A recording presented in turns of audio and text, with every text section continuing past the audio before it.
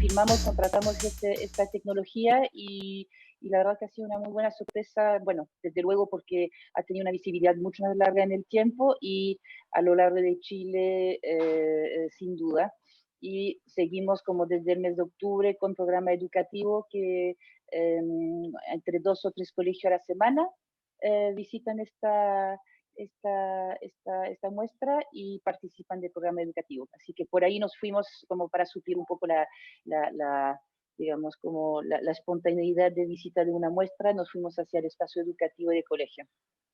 Formalmente estamos aquí en una conversación de Chaco, su directora y miembro del comité asesor Inés, que es ideó conmigo esa idea de invitar a Nicolás, que es Meti, miembro del board del patronato del Mali, Museo de Arte de Lima desde el año 2005, y obviamente también tesorero, y que nos debería como contar su experiencia desde el año 2009, ¿cierto? Que estás ahí como liderando o compartiendo una idea de un comité de adquisición para el museo.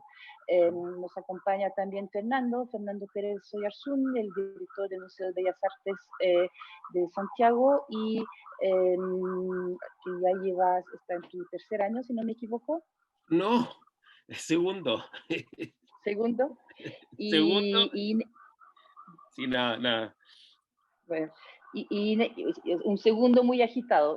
Sí, Y digo, Inés 8 meses Ortega, normales y el resto sí. ¿Cómo sabemos? y- Inés Ortega, que es curadora independiente, investigadora y gestora cultural, se formó en psicología en la Universidad de París-Vincennes en Francia y en máster en gestión cultural en la Universidad de Alcalá, España. Y es miembro del Consejo Asesor de Chaco, así que por todas la vocación que ha tenido siempre Chaco de revelar el ecosistema virtuoso en el cual pretendemos que las artes visuales se desenvuelven, la importancia de las colecciones públicas, de las colecciones privadas y sobre todo en el día de hoy la suma importancia que esos dos acervos puedan como colaborar y tener una potencialidad y cuál es el rol del coleccionista privado y cuál es el aporte que puede tener justamente como en un espacio de apoyo a las instituciones, es que bautizamos esta charla política y colecciones pública y privada, cómo puede y debe colaborar lo público y lo privado. Vamos a lanzar la conversación, pero quisiera sin duda agradecer a Gallery Weekend, en especial a Juan Pablo Vergara y Víctor Leighton por habernos entregado esta plataforma, que tiene toda la gracia de estar grabado. Después será un material que espero tenga una larga vida en YouTube y quién sabe, como le comentaba a Fernando y a Nicolás, antes que partiera esto, una idea siempre que promovemos son colaboraciones tanto Chaco con la feria como local Arlima o Parque, pero también los museos, acuerdos binacionales, quién sabe. La otra vez que hicimos una charla, Fernando, terminamos con algún anuncio entretenido ahí con Carlos Marietta, así que veamos. Así que partiría con la primera pregunta, que es ¿cuál es el rol que ven, que cumple los museos como custodio de arte y como encargado de las circulaciones de las obras patrimoniales para que el sistema se consolide? Presto la palabra a... Bueno, si quieres parto como local ya. Eh, Nada, sí, sin duda que los museos cumplen un rol como custodios de arte.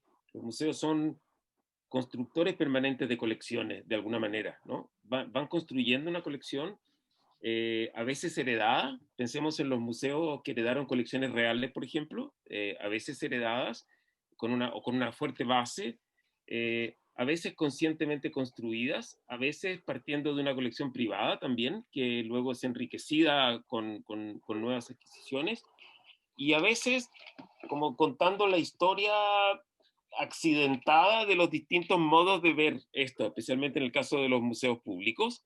no siempre con una conciencia tan clara de un plan, pero que va reflejando también las preferencias, los intereses, los estados políticos, sociales, etcétera, etcétera.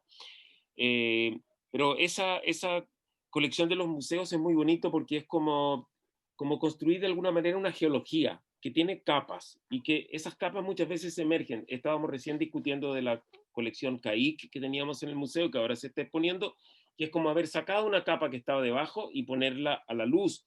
Y muchas veces ocurre que capas incluso despreciadas en un momento se hacen protagónicas en otro, porque son vistas con nuevos ojos. Esa es la gracia de estas colecciones como amplias. Ahora, yo coincido completamente, los museos somos custodios y tenemos que cuidar las cosas, pero no cuidarlas tanto como no mostrarlas. O sea, yo creo que a mí me gusta mucho y bueno, nosotros estábamos en todo un proceso de planeamiento que hoy interrumpida por todas estas situaciones, pero ya lo recuperaremos y habíamos recuperado en nuestra misión una cosa muy bonita que tiene la declaración de la Tate, porque casi todos los museos dicen que guardan las cosas, etcétera, que las investigan, por supuesto, los museos tenemos que investigar, tenemos que conservar, ustedes ya saben, hay una serie, pero la Tate tiene una cosa bonita en el que dice que tenemos que permitir que la gente las gocen. O sea que también yo creo que los museos tienen que ser unos lugares de goce de las obras en un sentido muy amplio de la palabra, o sea, no solo placentero, de la experiencia de las obras, e incluso como lugares. Yo creo que le asigno mucha importancia al enriquecimiento urbano de los museos. O sea, tener un museo bien montado hace un área más interesante. De pronto un viajero se refugia en la Biblioteca Pública de Nueva York para tener internet, y eso es una manera de vivir la biblioteca, es como un refugio urbano. Ahí se puede ir, uno puede estar, sentarse, descansar. Siempre recuerdo la biblioteca Saint-Geneviève, por ejemplo, de París, que se hace a mediados del siglo XIX, uno de los primeros edificios que tuvo calefacción y que era público y que había 24 horas. Y aparentemente también se metían mendigos, y eso, o sea, era un refugio urbano. Así que, por cierto, custodios, pero también custodios para que las obras vivan y para que nos constituyamos en lugares donde la gente pueda estar y gozar de la ciudad y de las obras que tenemos. Bueno, muchas gracias ante todo por participar en esto. Gracias sobre todo a Eloy e Inés. Y con mucha modestia, pero también con mucho orgullo, digo que el Mali se ha convertido en el referente de los museos para el Perú. Nosotros en el Perú tenemos una diferenciación bastante clara entre museos públicos y privados. El Mali es 100% privado, está sostenido exclusivamente por un patronato de personas y empezamos, prácticamente es una cronología clásica, ¿no? Empezamos con una primera colección de una familia de un expresidente en un edificio precioso en el Palacio de la Exposición, ubicado a las puertas de Lima, o sea, todo lo que estaba comentando Fernando también ocurre en el Mali, y obviamente custodios de casi más de 30.000 piezas ilustran 3.000 años de historia del Perú. Somos el único museo en ese sentido tan amplio. Pero nos dimos cuenta hace buen tiempo, ya hace más de 10 años, que tenemos mucho más que hacer por el público que solamente ser custodios y cuidar y enseñar obras de la historia del Perú. Y empezamos con este comité de adquisiciones de arte contemporáneo. El museo, yo también lo veo en nosotros, es que debe ser un sitio que la gente vaya con ganas, que gocen. Obviamente hay muchas cosas que juegan un papel, el lugar, el edificio, la tienda, el café. Tenemos, por ejemplo, una iniciativa hace años que se llama el Mali in situ. Entonces hacemos obras en el patio o en el foyer para que el museo venga viviendo. Y ahora, en el caso de este año tan peculiar que estamos teniendo, y que espero que termine en algún momento, eso nos ha hecho, no solamente ha interrumpido totalmente de una manera brusquísima nuestro trabajo, sino nos ha dado tal remesón que estamos en todo un proceso de cambiar también la imagen del museo. Nosotros queremos zafarnos un poco de este esquema clásico, cronológico o geográfico, ¿no?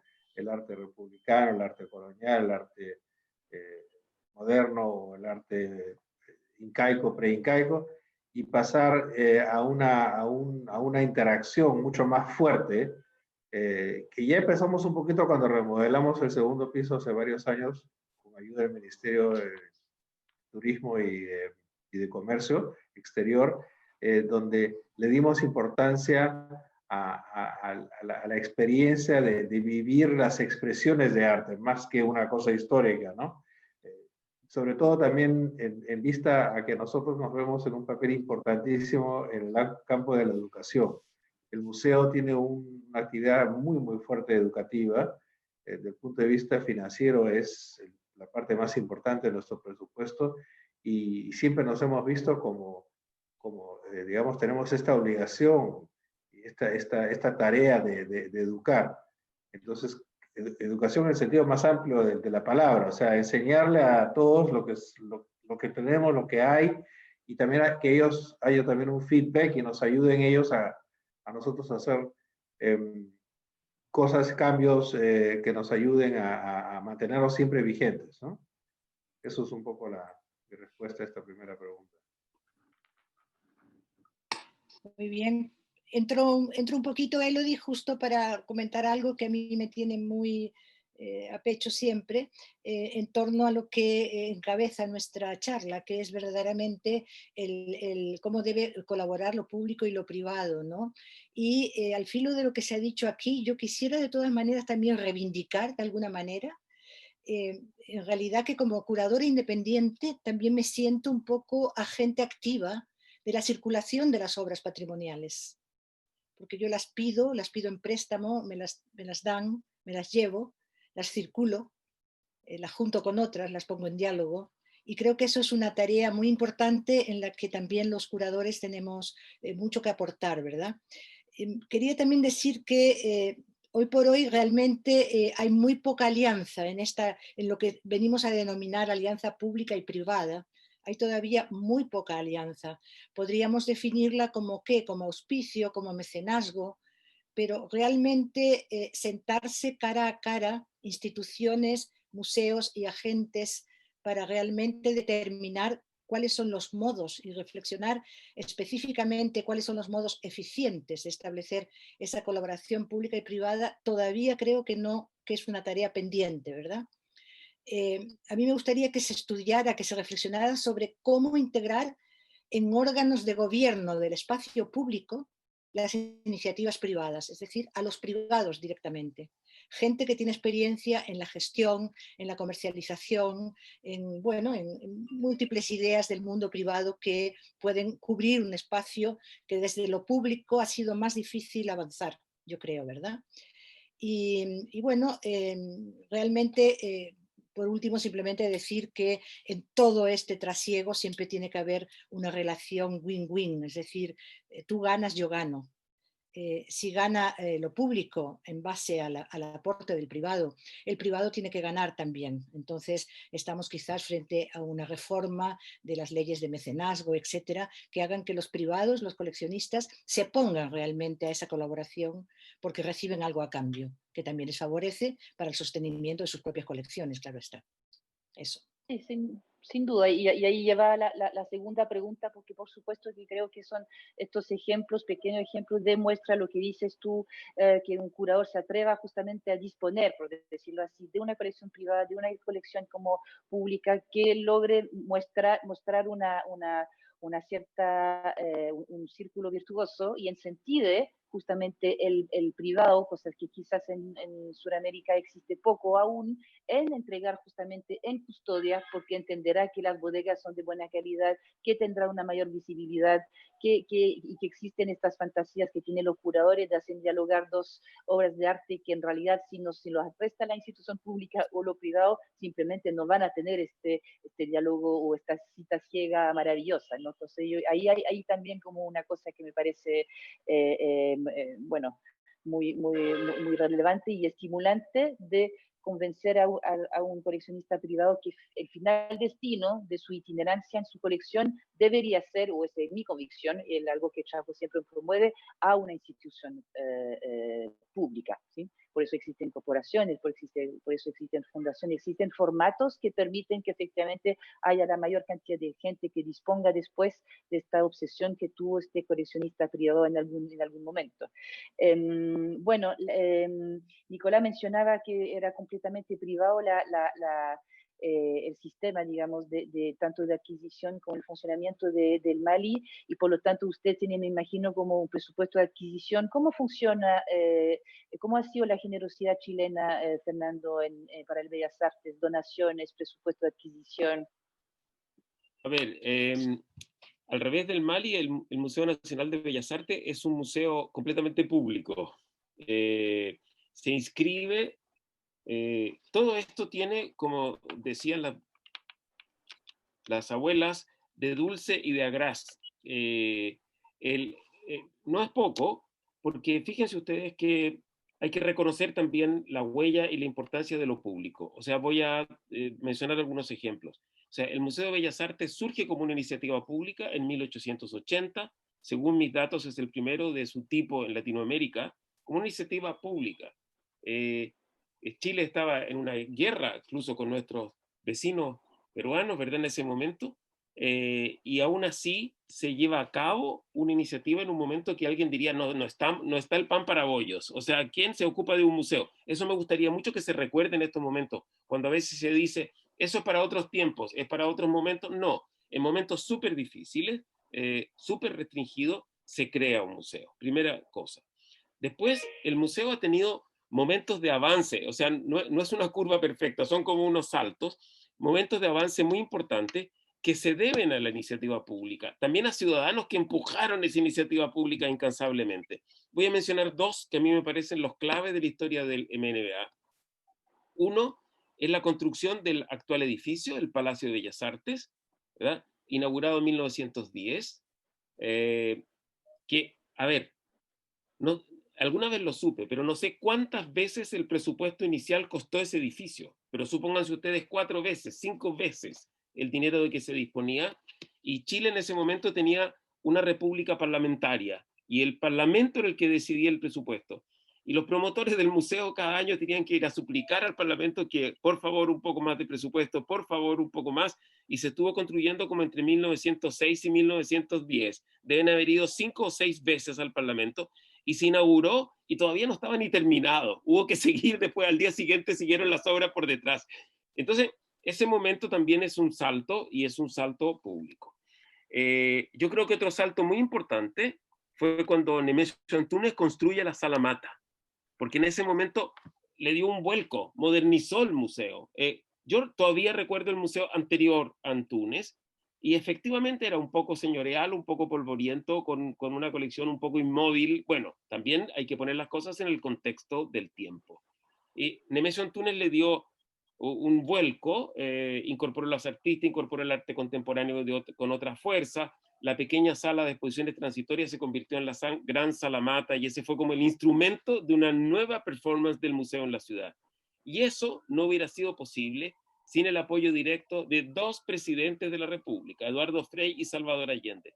O sea, personalmente apoyaron la iniciativa. Eso hay que ser muy claro. O sea, cuando no ha habido la autoridad pública al más alto nivel comprometido definitivamente, el museo no ha dado saltos, ¿ya? Ha funcionado. Y en el día de hoy, déjenme decirlo, para ser justo, porque ser público nos trae hartos problemas de burocracia, hartos problemas de ejecución del presupuesto, hartos problemas de estar insertos en una malla a veces un poquito irracional o poco renovada. Pero también, comparemos con otros museos del mundo, somos un museo que tiene garantizado sus sueldos para el próximo mes. No es poco. No es poco en los tiempos que nosotros vivimos ahora y en las cosas que le toca vivir a otros museos. Entonces, reconociendo ese rol de lo público, yo creo que también ha habido roles privados súper importantes. Si no estoy equivocado en mis cifras, más del 50% de la colección del museo corresponde a donaciones. Más del 50%. A lo largo de 140 años estoy hablando. O sea, donaciones individuales de artistas, como se estilaron en un momento dado, muchas, pero también colecciones completas, no sé, por ejemplo, la colección Wittgenstein de pintura holandesa italiana del siglo XVI y XVII, que fue donado a través de la compañía Braden Copper Company, que era la compañía americana que explotaba cobre en Chile. Una donación importante de una vez, y hay otras donaciones de ese tipo.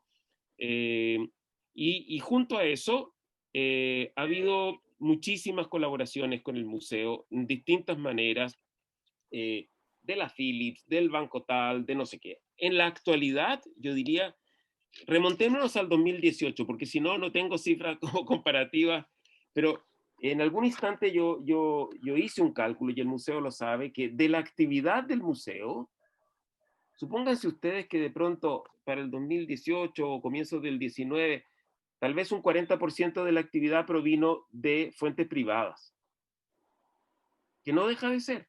O sea, que no deja de ser, porque cuando se dice, el museo hace, por ejemplo, 12 o a veces hasta 14 exposiciones por año, que es muchísimo, demasiado probablemente, ¿ya? Pero no paga 14 exposiciones, hace 14 exposiciones. Pero a lo mejor paga 8, no sé si me entienden. Inés lo sabe bien, yo creo, ¿no?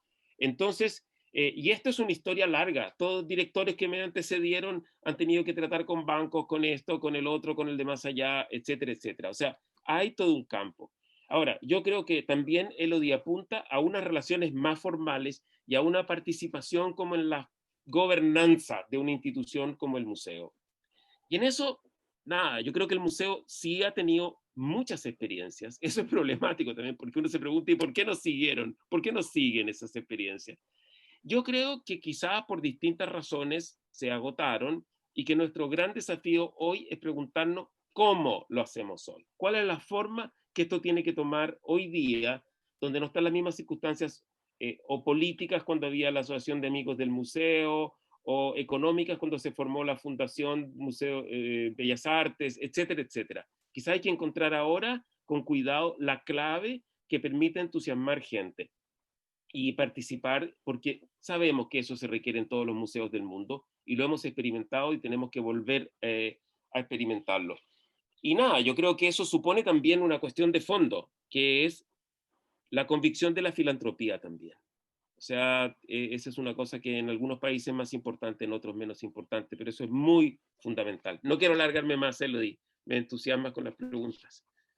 No, pero está bien. Vamos hacia el buen camino, Inés, ¿cierto?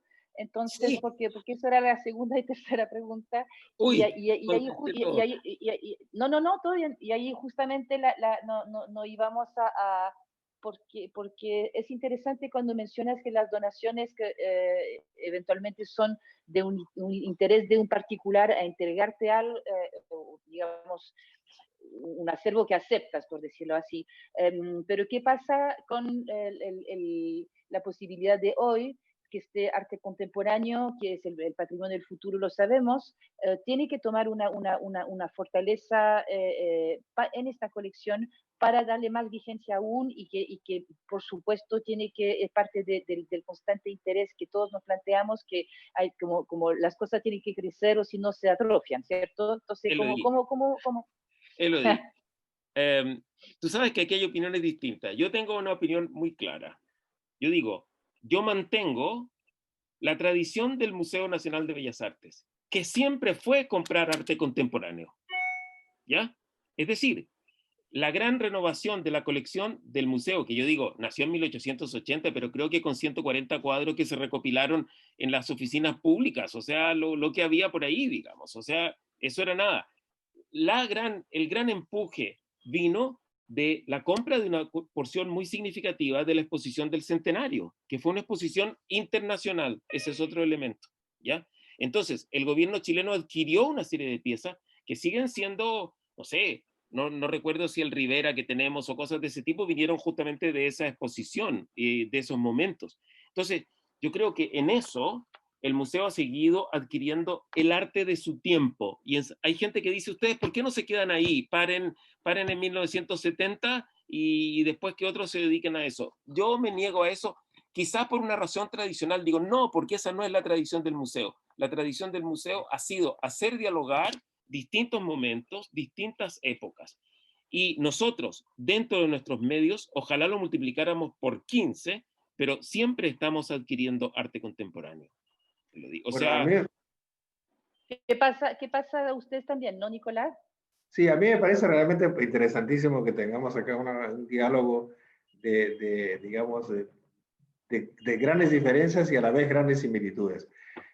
Yo tengo que hablar un poco, yo soy tesorero del museo hace muchos años, entré como presidente de la subasta, o sea, siempre desde el punto de vista económico, porque la vida es así, como ustedes dicen, dicho el abuelo, nosotros decimos unos son de cal y otros de arena. En el Museo de Mar es al revés, nosotros somos una entidad que sin los aportes privados no existiría. Pero eso no quiere decir que también hay un gran componente público. Para empezar, el edificio es de propiedad de la Municipalidad de Lima y nosotros lo tenemos en comodato. Obviamente estamos obligados, y obviamente lo hacemos, de mantener ese edificio en óptimas condiciones. Pero el gran cambio de los últimos años vino cuando logramos renovar el museo en 2 etapas, primero el primer piso y después el segundo piso, con presupuesto del Ministerio de Comercio Exterior y Turismo. Eso fue un paso clave. Nos hubiera encantado terminar con el tercer capítulo, que era una nueva ala para el arte contemporáneo. Un proyecto que ya lo teníamos totalmente finiquitado, con arquitectos escogidos, que también iba a ser una combinación con lo público, porque iba a ser una obra por impuestos. Lamentablemente, por X razones políticas, eso dieron marcha atrás y ahora eso nos ha obligado a ver la manera como podemos incluir el arte contemporáneo que hemos venido adquiriendo, arte contemporáneo me refiero ahora obviamente de este siglo, con la colección existente. Pero en lo que se refiere a las donaciones, nosotros definitivamente no podríamos existir sin la generosidad de los donantes. Pero hay un tema ahí un poco delicado, o sea, nosotros somos un museo que nos vemos como guardianes y como, digamos, con la obligación y con la tarea de enseñar el arte peruano de 3000 años. Pero a veces nos encontramos en situaciones muy peculiares. Alguien nos quiere donar algo, pero no necesariamente eso encaja en lo que nosotros necesitamos, queremos o pensamos que debería estar en el museo. Además, cada donación implica un costo futuro económico muy importante, porque nosotros tenemos que conservar la obra, tenemos que cuidarla, tenemos que depositarla. O sea, no es fácil, suena muy bonito, te regalo, y muchas veces, no quiero ser irónico, pero a veces uno no regala lo que más le aprecia, sino lo que medio que le sobra. Entonces, ahí tenemos que ser también muy cuidadosos. Habiendo dicho eso, hay ejemplos increíbles. Por ejemplo, tenemos un donante, Petro Fernandini, que nos ha donado una colección de cerámicos de Cupisnique fabulosa, una de Camilo Blas, y últimamente de arte colonial. Tenemos familias que nos han donado colección de platería, de fotografía. Pero más importante, o sea, igual importante y un tema que es clave es que el MALI es como una amalgama del coleccionismo del Perú. Prácticamente todos los grandes coleccionistas del Perú son miembros del patronato y o del directorio. Y eso es una cosa muy fructífera, porque por el ejemplo más claro ha sido definitivamente la participación del Perú en Arco el año pasado en Madrid, donde hubo 5 importantísimas exposiciones, de las cuales 3 fueron hechas por el MALI, pero la exposición, por ejemplo, de fotografía de Juan Mulder encajaba perfectamente en una colección privada, una iniciativa privada, o lo que hizo José Carlos Mariátegui con el video. Es muy fructífero, o sea, es muy tedioso, es muy costoso, es muy trabajoso, pero al final el resultado es, y el MALI es como el que une todo esto y también lo promueve. Y eso son las personas las que hacen la diferencia. Y gracias a las personas que tenemos en el MALI, tenemos relaciones con institutos. Por ejemplo, se nombró la Tate, el Reina Sofía, un partner importantísimo. Con Chile hemos hecho por lo menos 3 grandes exposiciones internacionales, con Buenos Aires, con México, con Brasil, pero también exposiciones sumamente importantes con Suiza, por ejemplo, de Rydberg, o que después fue a Alemania, o ahora que tenemos algunos planes muy grandes también para seguir trabajando esto. Y como digo, ahí son las personas, la amistad, por ejemplo, de, no sé, nuestro presidente con Galerías Hauser Invierte en Zurich nos ha permitido traer a artistas de estas galerías que hubieran sido impagables, sino, o sea, no todo es un cheque que yo emito, hay un montón de cosas, pero me encantaría decir que de 12 exposiciones solamente tenía que pagar 8, nosotros no hacemos 12, pero yo estaba haciendo una estadística para esta charla y en los últimos 10 años nosotros hemos hecho en promedio casi 3 exposiciones anuales en colaboración internacional, o sea, o muestras itinerantes o en conjunto con otros museos. Y por el otro lado también hay que decir que el Mali es un gran prestador de obras, o sea, nosotros tenemos, no he hecho el trabajo de hacer una estadística porque sería larguísima, pero nosotros nos piden prestado muchas veces piezas de nuestra colección, que las prestamos con mucho gusto, obviamente con todos los cuidados necesarios, y eso creo que también es un método muy importante del diálogo, de la comunicación con otros países, con otros mundos. El Getty, por ejemplo, también me olvidé de mencionar. O sea, eso es algo, y ahí sí puedo decir que contamos con la ayuda del gobierno, del público, por más burocrático que sea, porque se requieren permisos, ¿no?, de sacar las obras y regresarlas. Lamentablemente la cultura, a pesar de ser un elemento tan importante en nuestra historia, en nuestro país, desde el punto de vista de gobierno, el Museo de la Cultura es un museo muy joven y ahí perdí la cuenta. ¿Cuántos ministros de cultura hemos tenido en este periodo? Creo que ha sido 18, es una cosa impresionante, es muy difícil trabajar ahí de manera constante. Entonces, nosotros tratamos de ser lo más institucional posible. Inés, usarse la palabra gobernanza, eso es un tema importantísimo. Nosotros mismos nos estamos autorrevisando de hacer las cosas de una manera realmente formal, ordenada, para que esto quede para el futuro, ¿no? Y no sea dependiente solamente de la gestión momentánea del museo, ¿no? Gracias.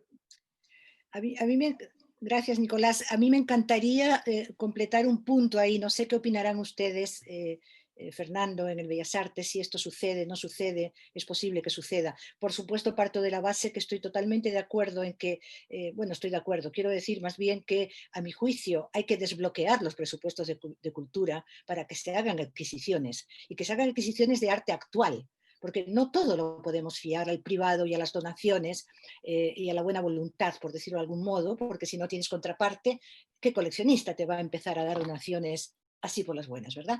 Lo que quiero decir es que hoy día nuestros museos de algún modo tienen bastante bien ilustrado o documentado las vanguardias históricas, por ejemplo, hablando con Fernando de arte contemporáneo, pero ¿quién está adquiriendo en nuestros museos la obra de hoy, el arte actual, los nuevos lenguajes, para poder ilustrarlo en la posteridad?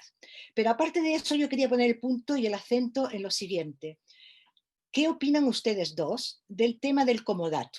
Yo me gustaría traer a colación importantísimas experiencias, sobre todo de museos extranjeros, en Europa, en los Estados Unidos, donde grandes colecciones, en algún modo faltas de espacio o simplemente por el placer de visibilizar las obras que han atesorado, etcétera, donan, pero no es una donación en propiedad, sino que ceden en comodato y depósito a los museos importantes algún fondo de su propia colección o su colección completa.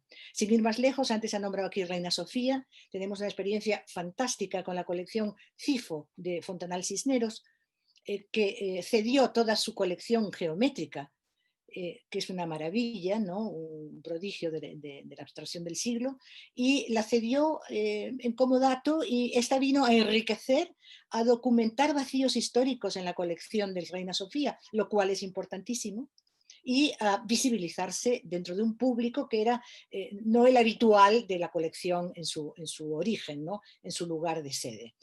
En Chile, por ejemplo, tenemos un ejemplo precioso, yo creo, la Universidad de Talca, sin ir más lejos. La Universidad de Talca en este momento está haciendo algunos acopios de comodatos de coleccionistas. Tenemos el ejemplo clarísimo de la colección del ex rector de la Universidad de Chile, Víctor Pérez, una colección fantástica, contemporánea, que por cierto, gran parte de ella me fue prestada muy generosamente para 4 premios nacionales en el Bellas Artes, justamente, con obra de Balmes, Bru, Gracia Barrios, Guillermo Núñez, y esta colección ha sido íntegramente donada, repito, entre comillas, es una donación como dato, préstamo, depósito por larga data. ¿Y cuál es la contraparte?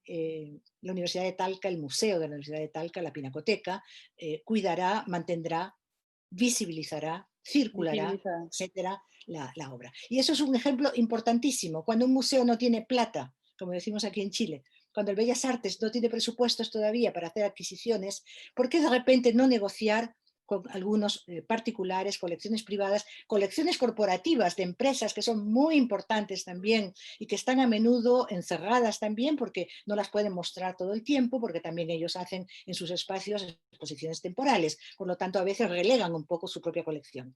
Eso sería, Fernando, Nicolás, no sé si en Lima eso es posible, pero aquí en el Bellas Artes quizá fuera también una salida interesante para dotar nuestras colecciones de esos vacíos que tenemos ahora y que no podemos comprar, así de fácil. Bueno, nosotros lo tenemos definitivamente en el radar, es un punto importantísimo. Es más, hemos formado un grupo de trabajo interno al directorio para ver justamente estos temas. Pero hay un tema, pero adicional, un tema que también sé que le interesa mucho a Elodie, el Comité de Adquisiciones de Arte Contemporáneo, que ya funciona más de 12 años, es como un poco un híbrido, porque es un grupo de personas totalmente abierto. El que quiere participar, hay una cuota anual, esa cuota se deposita y después tenemos un comité curatorial que propone obras que ellos creen que el museo debe tener. O sea, la diferencia solamente es que esa plata no viene de pública, sino es privada. Pero no es que un privado decida, esta obra va para el museo, sino hay un grupo y muy democráticamente se elige, de acuerdo al presupuesto, qué se adquiere y por qué. Y eso creo que ha dado un resultado fantástico, porque en solamente 12 años hemos podido armar una colección realmente impresionante, no sé cuántas horas, son más de 150, y también temáticos. O sea, estamos hablando de la historia contemporánea del Perú, sobre todo desde el punto de vista político, de género. Tenemos le hemos dado mucho énfasis a obras de artistas femeninas y, por último, y eso se reflejó grandiosamente, lo tengo que decir, en Madrid, la Amazonía, una zona que simplemente no existía en el mapa cultural y es de una riqueza impresionante que nosotros mismos nos quedamos asombrados cada vez que descubrimos algo por ese lado. Y eso es, realmente estos comités son fantásticos, porque la gente se pone eufórica. N veces hemos tenido situaciones que no alcanzaba el presupuesto y algunos han dado más de su cuota. Hemos recibido ofertas de donaciones que las hemos también visto desde el punto de vista curatorial, muy generosas. Entonces, yo creo que a falta de medios públicos, es una solución que se desprende un poco del gusto y de la preferencia de una persona individual. Having said this, no quiere decir que lo del comodato no es importantísimo y estamos tratando ya de formar todo un sistema de trabajo. Obviamente hay que identificar quién tiene colecciones, hay que hablar con las familias, porque hay de todo. Hay gente muy activa actualmente, pero también hay cosas que están, pues, que han sido coleccionadas, que están guardadas, o también la realidad humana, ¿no? Hay colecciones que son muy valiosas, pero no todo, y la gente cree, pues, que tiene un valor millonario, que no lo es. O sea, hemos tenido todo, pero también hemos tenido situaciones muy, muy frustrantes, obras que se han subastado, que simplemente no hemos tenido la plata para comprar. Hemos tratado de motivar al gobierno para que dé fondos para la adquisición y no lo hemos podido lograr. Entonces, hay demasiado que hacer, pero bueno, si no hacemos la peor gestión en la que no se hace. Entonces, nosotros sí pensamos que el comodato es un instrumento adicional. O sea, no podría ser la única fuente para ampliar nuestras colecciones, pero definitivamente es una muy, muy importante, ¿no? Bueno, despejo algunas dudas. Nosotros sí tenemos un pequeño presupuesto de adquisiciones. No me hagan decirlo porque quedo un poco avergonzado, pero es muy pequeño. Pero lo tenemos y eso viene de hace tiempo y continuamente se adquieren obras. Tal como ha dicho Nicolás, la adquisición de obras es siempre compleja porque, y en esto también hay una regulación pública y todo, porque tiene que ser aprobada por un comité que estime que es significativo para el museo, no se trata solo de que al director le guste esto o lo otro, y incluso hay dos instancias, hay una segunda instancia como que consagra la incorporación de una obra a la colección del museo, porque ustedes saben que se incorpora a un monumento nacional. O sea, efectivamente, puede haber donaciones de cualquier tipo, de libros, que no resulten interesantes para el museo, porque ya el museo tiene muchas obras de ese tipo, porque lo que se ofrece es inferior a lo que el museo ya tiene o lo que sea. Eso por una parte. Segundo, entre las obras que se compran, frecuentemente o casi siempre hay alguna dosis de arte contemporáneo. O sea, hemos comprado una preciosa escultura de Marcela Correa hace poquito, por ejemplo. ¿Ya? Y entonces, claro, lo que pasa es que a veces los recursos se nos engrosan circunstancialmente un poquito cuando hay una oportunidad o algo, pero sin duda es muy insuficiente como un índice de renovación del museo. O sea, comparado con su colección, el museo se renueva al 0, no sé cuánto por ciento al año, y eso es muy poco para mantener la vigencia de su colección. Pero siempre hay oportunidades. Ahora mismo se está tramitando, vamos a ver si resulta o no, una donación importante de arte gráfico latinoamericano, por ejemplo, significativo del siglo XX. Entonces, de manera que esas oportunidades las vamos tomando siempre que es posible. Y el tema del comodato, Inés, está completamente, está completamente abierto. El museo ya tiene obras en comodato. Y nosotros manejamos y alguna gente nos ofrece, la última que ocurrió, no la terminamos de resolver, es de un coleccionista italiano que nos ofrece una cantidad importante de obras en comodato. No hay ningún impedimento legal. Hay que comprobar que la calidad, que sea interesante, que valga la pena, que podamos transportarlas de donde vienen, a veces vienen del extranjero, pero esa posibilidad, así como legalmente, pues, está completamente abierta. No hay ningún problema. Y yo creo que en eso procedemos, como ha dicho Nicolás, como la gran mayoría de los museos del mundo. Yo quisiera todavía, me he olvidado un punto muy, muy importante. Nosotros, antes de formar el comité del CACE, el Comité de Adquisiciones de Arte Contemporáneo, ya teníamos un comité de adquisiciones que sigue funcionando fantásticamente, que está formado por miembros del directorio del patronato y también otros, que de acuerdo al presupuesto, también con un comité curatorial, proponen obras y después hay otro comité que las aprueba y que se incorporan al museo.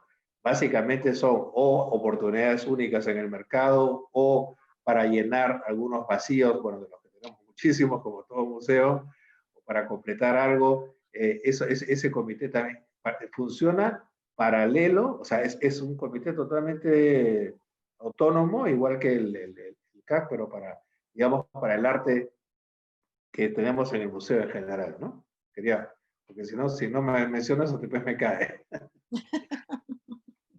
Pero sí puede haber pasado, y lo he visto en el caso del Mali, no sé si ha pasado eso en el caso de Bellas Artes, que por ejemplo la muestra de Sharon sobre Amazonia provocó seguramente la adquisición del mismo Mali de la obra de un artista chileno que filmó como el Pancho Casas y ahí Claro de esta obra financiada por Felipe Montes. Seguramente también las muestras, un curador que viene y que juega con estos préstamos como impulsan ciertas necesidades, ¿cierto, Inés? Ahí como puedes como quizás indagar en este comentario.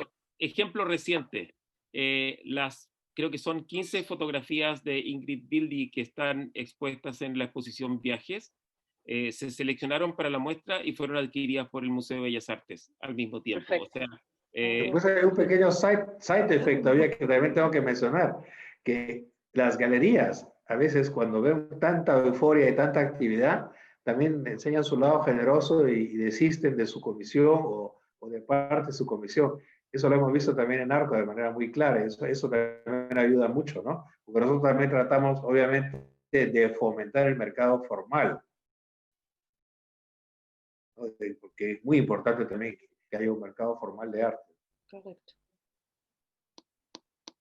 Bueno, pero en todo caso, quería hacer un comentario, que era, no era una encerrona o una comparación entre Mali y Bellas Artes, sino justamente como me alegra mucho como que tu respuesta, Fernando, sea como el formato como dato existe, así que bienvenidos al oyente a la galería. Y sin duda en el día a día como promover para un futuro cercano. Voy a impulsar, claro que completamente. Sí. Ahora, yo debo decir algo para ser completamente transparente. Un buen desarrollo de esta colección, y bueno, el gobierno de Chile ha adquirido ahora un conjunto de obras, consideramos esto o no sé qué, pero se ha hecho hace poco que tiene que decidirse bien su destino, etcétera, etcétera. Pero nosotros estamos a un punto complicadísimo, no solo con los depósitos, sino también con la posibilidad de combinar adecuadamente la apertura de nuestras colecciones, como estamos haciendo. Quizás vamos a duplicar o triplicar la cantidad de cuadros y obras de nuestra colección que vamos mostrando. Nosotros mostrábamos un 1,5% de nuestra colección, y yo consideraba que deberíamos llegar al 10%, por decir algo. Ese es como... Pero para combinar eso con exposiciones transitorias y no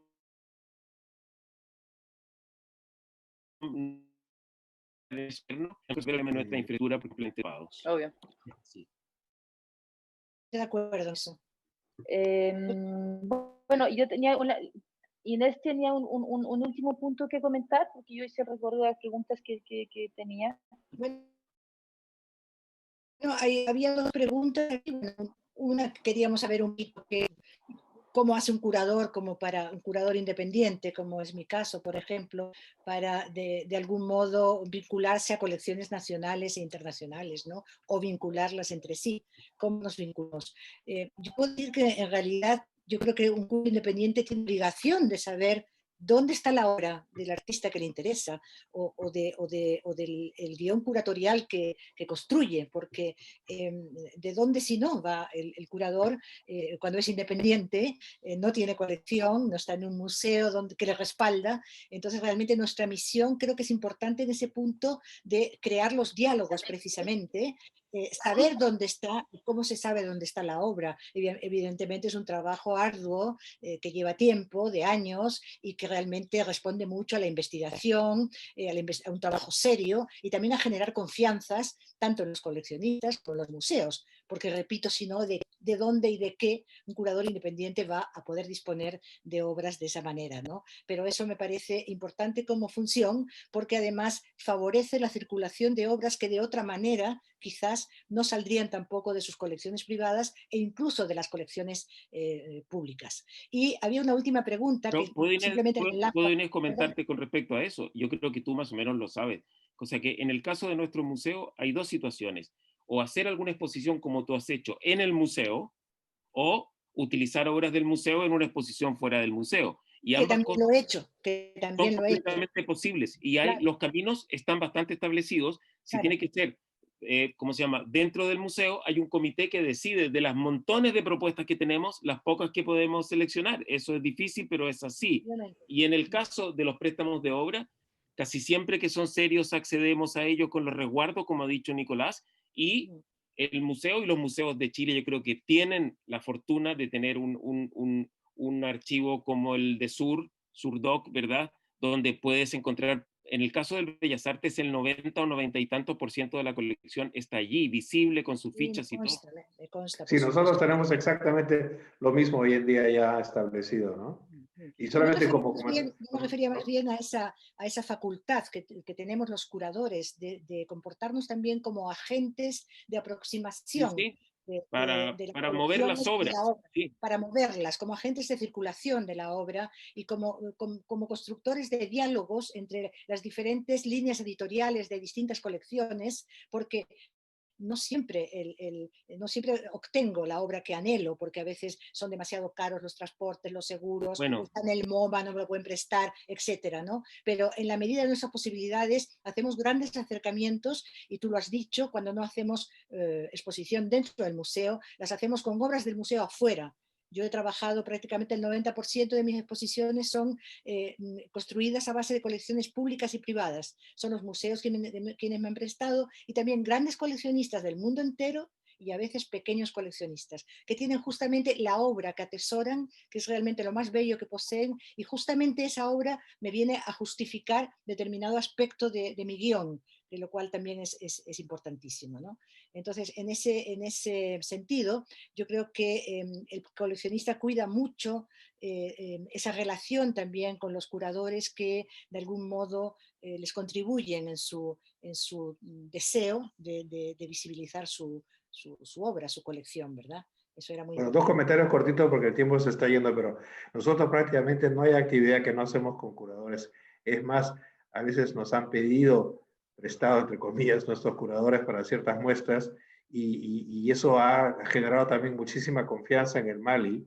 Y yo puedo decir que nosotros, salvo muy pocas excepciones, logramos que los privados nos presten obras, tanto a nivel nacional como internacional, para nuestras exposiciones.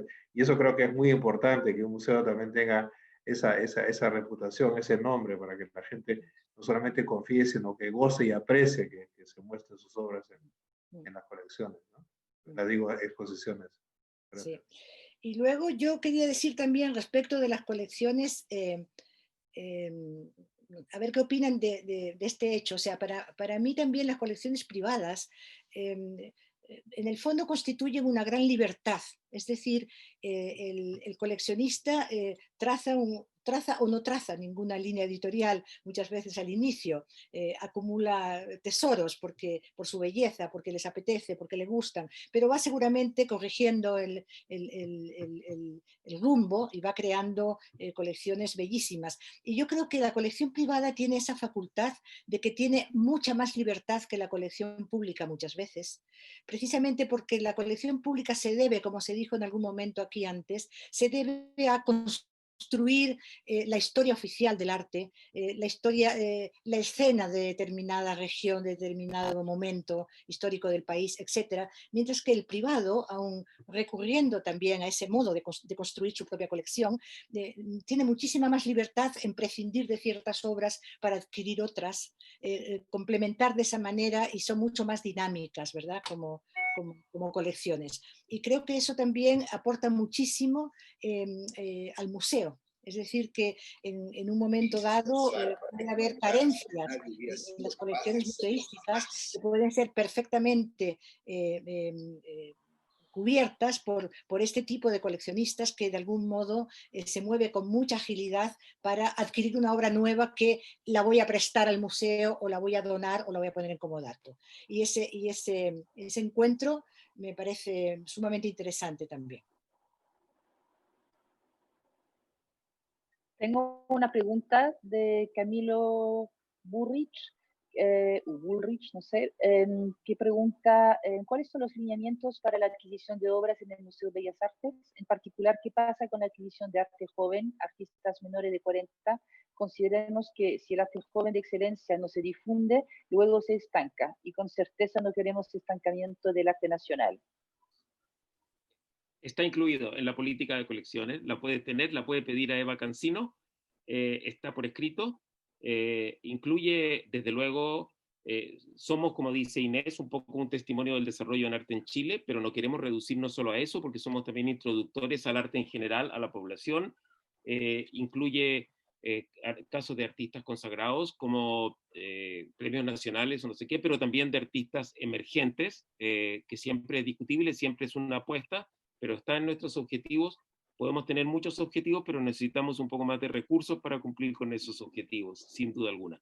Pero hemos logrado poner por escrito cuáles son nuestras ideas y también salvar algunas brechas. Por ejemplo, como ha mencionado Nicolás, las brechas de género nos preocupan y por tanto nos estamos preocupando en incluir artistas mujeres en todas nuestras adquisiciones o incluso darles una cierta preferencia.